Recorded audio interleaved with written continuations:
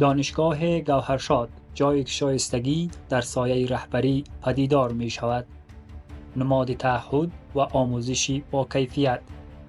جایگاهی که با داشتن بیشترین بورسیه های تحصیلی در میان دانشگاه های خصوصی در سطح کشور و قامت 14 سال نشان داده است که با آموزش مردمان این کشور پایبند است. بیشترین برنامه های فوق درسی رایگان نشان دیگر از تعهد این مرکز به تعلیم و آموزش معیاری در کشور است.